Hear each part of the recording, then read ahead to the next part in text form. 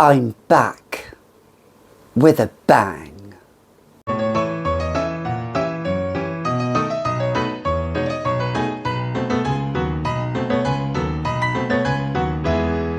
Hi, I'm Gabby and welcome back to another edition of the Fragrantician. It has been a hot minute. It has been quite a few weeks, hasn't it, since I've posted a video. I have had so much going on in my life, my personal life, my health, everything. Hopefully it's on the back burner. Hopefully it's behind me.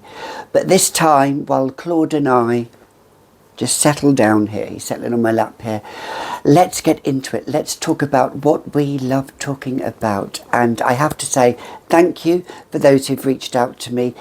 Thank you for the support. It's only been about 3 or 4 weeks since I last posted a video, but I wanted to get back on the platform, get back in the saddle, get back to where I belong. Let's ride that horse and let's get on with it. I'm going to talk about 10 loud, banging fragrances. 10 scents that I haven't really talked about. Some I have, others I haven't. But 10 scents that really are loud, statement. They are banging fragrances. They are bombastic fragrances. They make a statement. And despite my cough, that's another reason why I have not been presenting, but everything's okay, nothing to worry about. But despite all of that, let's talk about the first one. So the first one we're going to talk about is Amarige by Givenchy. It is a loud, banging statement scent that is hugely floral, has tuberose and hyacinth and every purple and white and yellow floral you can think of. It has it. It's not for the faint of heart, but then none of these scents really are for the faint of heart. But it's an oldie but a goodie, a Dominique Ropion scent that has stood the test of time, that we love so much, that some hate so much. Let's spray it. Yeah, it's something that has a bit of an acquired taste. Not everybody can get away with wearing this. Because it is so loud, and it is a reformulated version, but it's still, in my opinion, quite a loud scent. It is a bombastic scent. Again, has good longevity and good projection, but spray at your own risk, I would say, with this one. One would not really overspray this, although if you're like me, you do overspray. But Amarige, we salute you. Actually, I have 3 Givenchys here, so what does that say? They make good fragrances. The next one is Organza, which I know Layla mentioned me in a video talking about this scent. This is an opulent, slightly spicy floral. I prefer this to Amarige if I had to choose. This is my scent of choice. It has a little bit of sandalwood and a little bit of vanilla, but the florals are there. They are abundant. They strike out at you. As we say in French, it's very frappant. It's so striking. It is a real striking scent. I mean, the bottle is beautiful, and this is a vintage scent. And I have another smaller bottle of this vintage one. It's old school. It's 90s. It's opulent. It's decadent. It's sensual. It's bombastic. It's one again that makes a statement. It is for somebody that wants to make a comeback, a return to the screen, darling, as she said in Sunset Boulevard, Norma. But this one, actually, I could picture her wearing. Easily could be a 1940s scent, even though it was made in the 90s. And again, it's floral, it's here, and it's never going to go out of fashion. This next one is Womanity by Mugler, and this is a very, very bombastic acquired taste. It has this fantasy note of caviar with some woodsy aspects and this kind of sea salt spray. Oh, there's nothing better than having,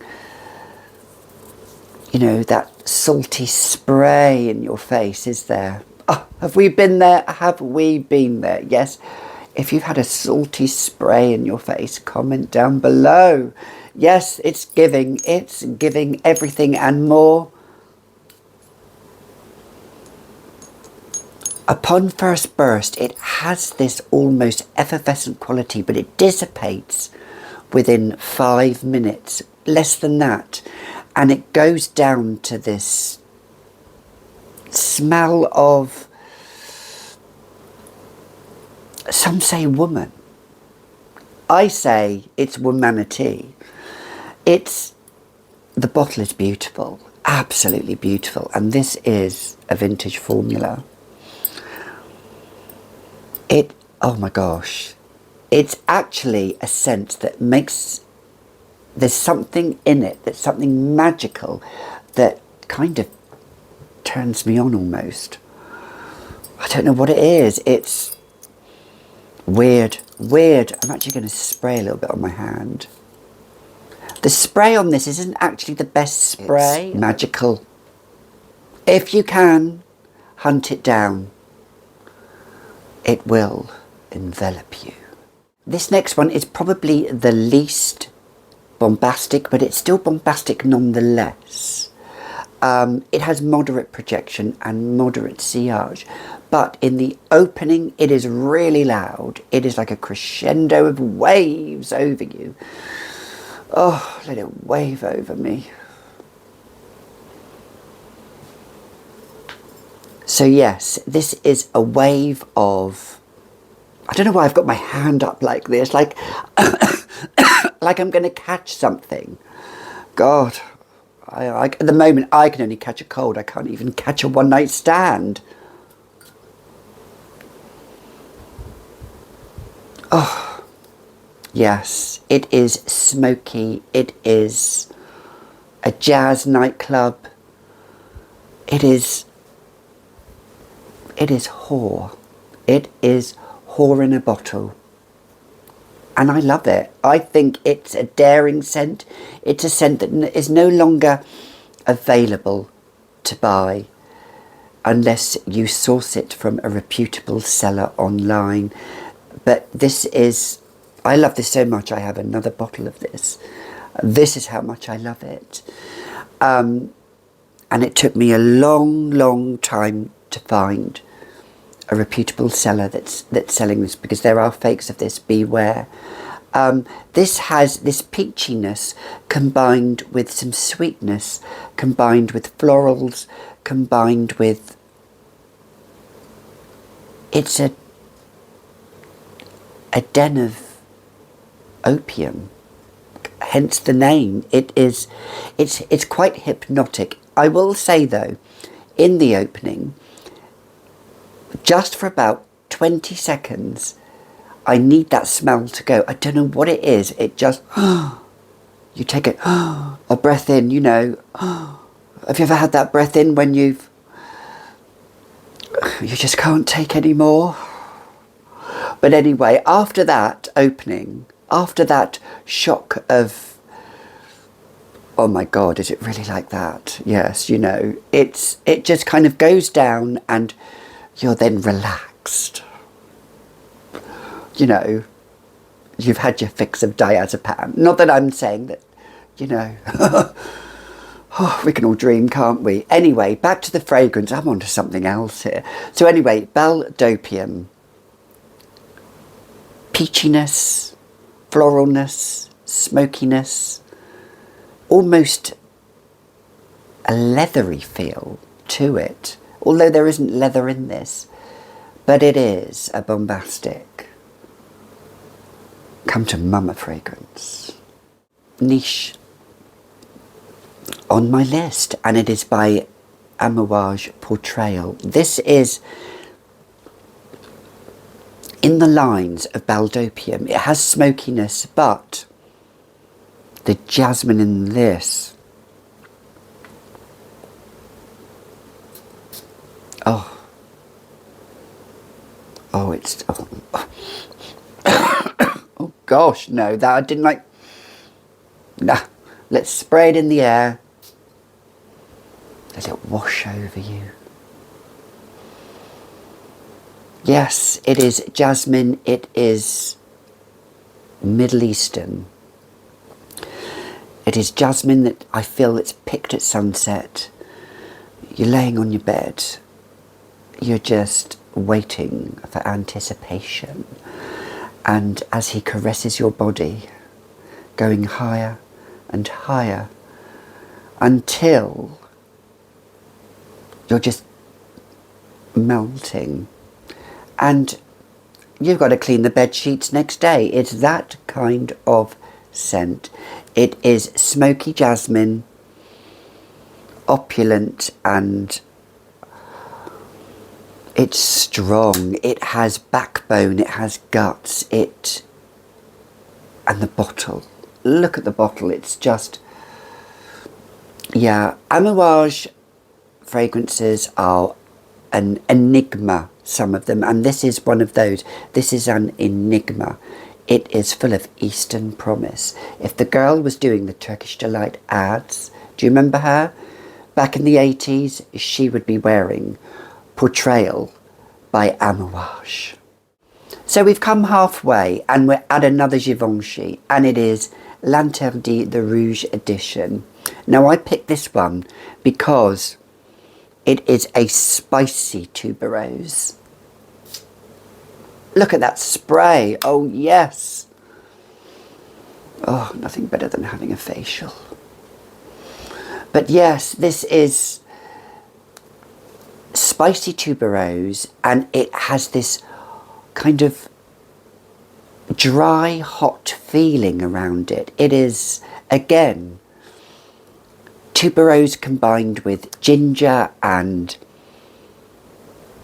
this kind of blood orange as it opens, but then that dissipates, and it is all about the tuberose, the ginger. It is a grown-up version, I feel, actually a more mature version of the original Twilly by Hermes, amped up and taken to full max. It could be screechy if oversprayed. Hey, let's screech. Let's shout. Boy, do I shout. But yes, and scream. Yes, this is definitely one of those. It's a sexy date night scent, but it lets people know you're here because that tuberose just...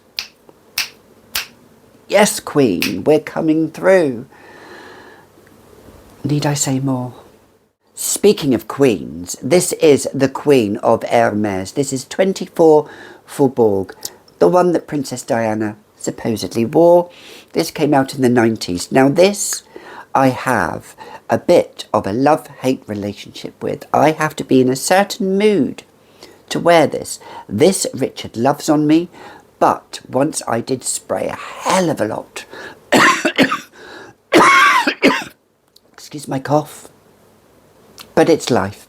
Hell of a lot. This is the Eau de Parfum version, reformulated version, but it is super strong. And once I was so conscious of this because I sprayed about 10 sprays of this, and I feel that everybody just wanted to stand at a distance from me. But it is one of those scents that it has a slight, it has haughtiness about it. It has this feeling of, not I'm better than you, but I'm feeling good about myself, and I can command attention from people and respect from people. This is what this kind of scent does. It's an old school, another kind of world scent. It doesn't belong in today's era, and it's not that old. It only came out in the 90s. But that said, it has this feeling of regalness and gracefulness, but strong character from those florals in there. And I do love it, but on the other hand, I don't dislike it, but I have to be in a certain mood. It could not be a signature scent for me, because I'm such a chameleon, and this is for somebody that is strong, although I am strong, but independent, and it could easily be a signature scent for somebody else, just not for me. But nonetheless, it's a classic, bombastic, huge fragrance. 24 Faubourg by Hermes. This is an oldie but a goodie. Aromatics Elixir by Clinique. Such a huge, strong, bombastic scent that needs no introductions. It's everything in the kitchen sink in this. Do you know what? I am even afraid to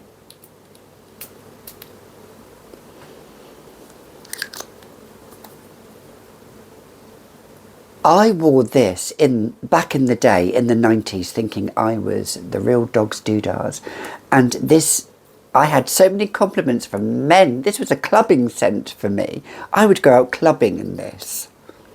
I wouldn't go out clubbing in it now. To me, it's something that is so strong that it's truly quite atomic. It has patchouli, it has, you know it, it has it in there. It's not sweet at all. It's meant to be an aromatherapeutic treatment scent. Not sure about that, but it, you know, you spray this after you've been to the toilet, and it will kill that spray, let me tell you. But I don't use it as toilet freshener. I do use it to scent myself, but I will only use probably about 2 sprays. That's why I don't use, there are some that I don't spray with gay abandon. This is one of them, and the next one I'm going to talk about. But this truly is, it should be in the Hall of Fame as a nuclear bombastic scent. Wear it if you dare. This is Trumpet Flower, which I've only spoken about maybe once or twice at the most. It is one of the most indolic, strong scents, and by indolic I mean, you know, those blooms that are wilting, that are really kind of like, the smell is so strong. It smells almost banana-like. That's how it smells to me. There isn't a note of banana in it, but this is so hard to come by now. I paid a really good price for this, but now it's so difficult to come by. It's by Aluminum, Haute Perfume, Trumpet Flower. I'm not going to, well, if I spray one spray, this will fill the whole room. So I'm not. I just have it here as a point of reference, so I won't get rid of it. That's why I won't get rid of it. Because I do like the smell, but I like it in the air. I don't like it really necessarily on my skin. There we go. So in the air it smells beautiful, but I feel on my skin it's just too much. But it's a strong, indolic trumpet flower, and it's certainly playing a tune. And finally, we all love or hate Red Door by Elizabeth Arden, and I'm in the camp that love it.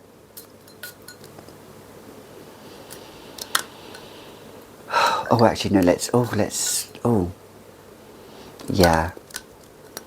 I love this. This is a huge, big white floral. It is a huge, bombastic scent that I should wear more. I really should wear more. And actually, I might wear this, yeah, as my scent of the day.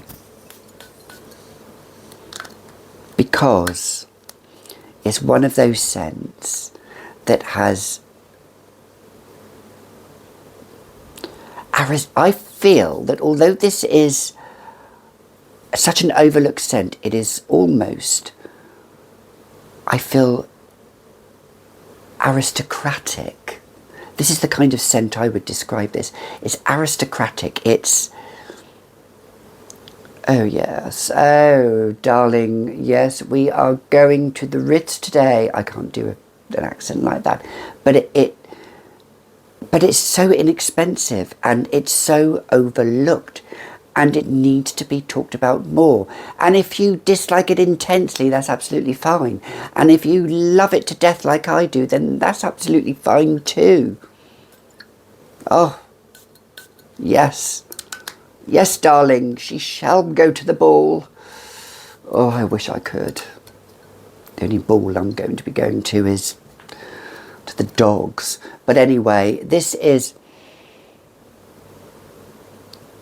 as in the opening, it is like, whoa, God, it's so strong. But as it mellows down, it does become more of a, maybe even, well, not skin scent at all. By no means is this a skin scent, but it kind of like at arm's length and wafts through the air. And it's, let's face it, I mean, a lot of Elizabeth Arden fragrances are very overlooked by, you know, Estee Lauder and that kind of field. And it's such a shame, really. But I love it.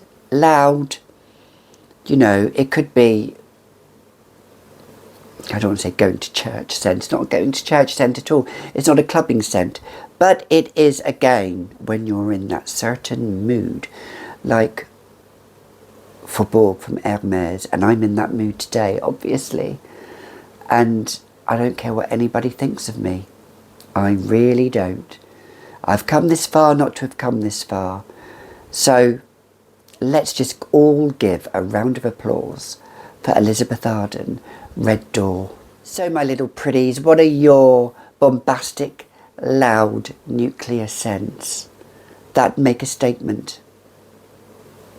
Comment down below. Until next time, thank you for all your support. I really appreciate it.